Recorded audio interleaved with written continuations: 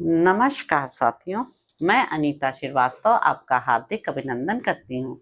श्रीमद् वाल्मीकि रामायण में आज का प्रसंग है भगवान श्री राम के पास देवताओं का आगमन तथा ब्रह्मा द्वारा उनकी भगवत्ता का प्रतिपादन एवं स्तवन। तदंतर धर्मात्मा श्री राम हाहाकार करने वाले वानर और राक्षसों की बातें सुनकर मन ही मन बहुत दुखी हुए और आंखों में आंसू भरकर 2 घड़ी तक कुछ सोचते रहे।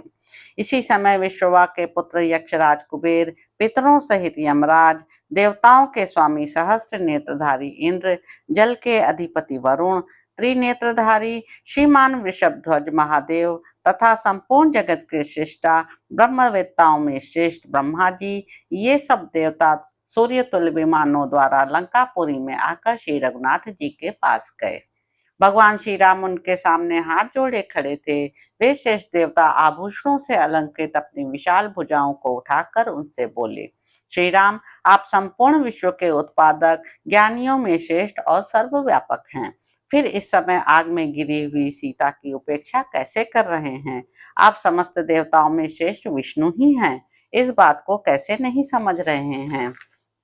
पूर्व काल में वसुओं के प्रजापति जो ऋतधामा नामक वसु थे, ये आप ही हैं। आप तीनों लोकों के आदिकर्ता स्वयं प्रभु हैं। रुद्रा में 8वें रुद्र और साध्यों में 5वें साध्य भी आप ही हैं। 2 अश्विनी कुमार आपके कान हैं और सूर्य तथा चंद्रमा नेत्र हैं। शत्रुओं को संताप देने वाले देव, सृष्टि के आदि, अंत और मध्य में भी आप ही दिखाई देते हैं। फिर एक साधारण मनुष्य की भांति आप सीता की उपेक्षा क्यों कर रहे हैं? उन लोकपालों के ऐसा कहने पर धर्मात्माओं में श्रेष्ठ लोकनाथ रघुनाथ श्री राम ने उन श्रेष्ठ देवताओं से कहा, देवगण, मैं तो अपने को मनुष्य दशरथ पुत्र राम ही समझता हूँ। भगवान, मैं जो हूँ और जहाँ से आया हूँ वह सब आप ही मुझे बताइए। श्री रघुनाथ जी के ऐसा कहने पर ब्रह्मवेत्ताओं में श्रेष्ठ ब्रह्मा जी ने उनसे इस प्रकार कहा, सत्य पराक्रमी रघुवीर, आप मेरी सच्ची बात सुनिए। आप चक्र धारण करने वाले सर्वसमर्थ श्रीमान भगवान नारायण देव हैं। एक दाढ़ वाले पृथ्वीधारी वराह हैं तथा देवताओं के भूत एवं भावी शत्रुओं को जीतने वाले हैं। रघुनंदन, आप अविनाशी पर ब्रह्म हैं। सृष्टि के आदि, मध्य और अंत में सत्य रूप से विद्यमान हैं। आप ही लोकों के परम धर्म हैं। आप ही विश्वक्सेन तथा 4 भुजाधारी श्री हरि हैं। आप ही शांग धनवा ऋषि के संतर्यामी पुरुष और पुरुषोत्तम हैं। आप किसी से पराजित नहीं होते। आप नंदक नामक खड्ग धारण करने वाले विष्णु एवं महाबली कृष्ण हैं। आप ही देव सेनापति तथा गांवों के मुखिया अथवा नेता हैं। आप ही बुद्धि, सत्व, क्षमा, इंद्रिय निग्रह तथा सृष्टि एवं प्रलय के कारण हैं। आप ही उपेंद्र और मधुसूदन हैं। इंद्र को भी उत्पन्न करने वाले, महेंद्र और युद्ध का अंत करने वाले शांत स्वरूप पद्मनाभ भी आप ही हैं। दिव्य महर्षिगण आपको शरणदाता तथा शरणागत वत्सल बताए हैं।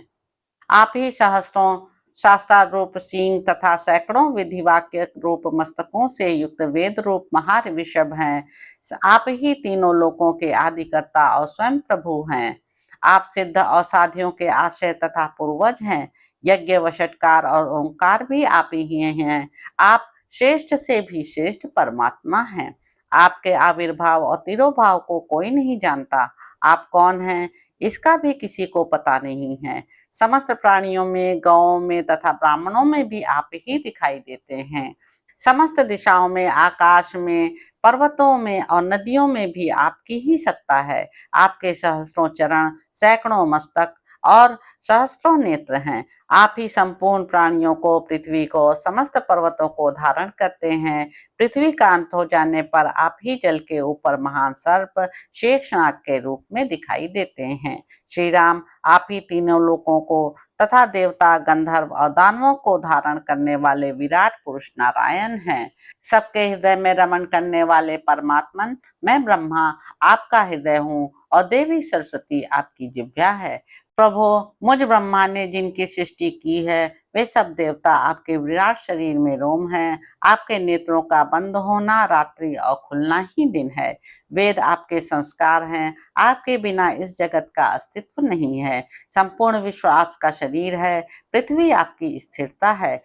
अग्नि आपका कोप है और चंद्रमा प्रसन्नता है। वक्षस्थल में श्री वत्स का चिन्ह धारण करने वाले भगवान विष्णु आप ही हैं। पूर्व काल में आपने ही अपने 3 पगों से तीनों लोक नाप लिए थे।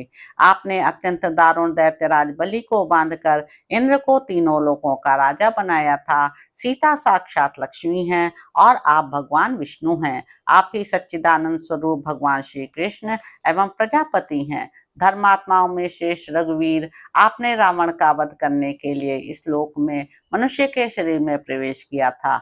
हम लोगों का कार्य आपने संपन्न कर दिया। श्री राम, आपके द्वारा रावण मारा गया।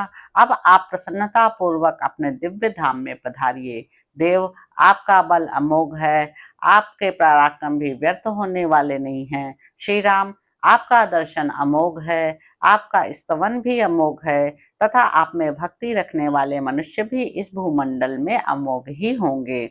आप पुराण पुरुषोत्तम हैं, दिव्य रूपधारी परमात्मा हैं।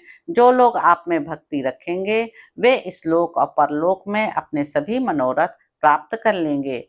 यह परम ऋषि ब्रह्मा का कहा हुआ दिव्य स्रोत तथा पुरातन इतिहास है। जो लोग इसका कीर्तन करेंगे उनका कभी पराभव नहीं होगा। तो इस प्रकार साथियों, युद्ध कांड में निहित 117वां सर्ग यहाँ पर समाप्त होता है। इसके अगले अंक में आप जानेंगे कि मूर्तिमान अग्निदेव का सीता को लेकर चिता से प्रकट होना और श्री राम को समर्पित करके उनकी पवित्रता को प्रमाणित करना तथा श्री राम का सीता को सहर्ष स्वीकार करना। तो अब आपसे अगले अंक में मुलाकात होगी। मेरे YouTube चैनल संवाद विद अनीता को लाइक करें, शेयर करें, सब्सक्राइब करें। धन्यवाद साथियों।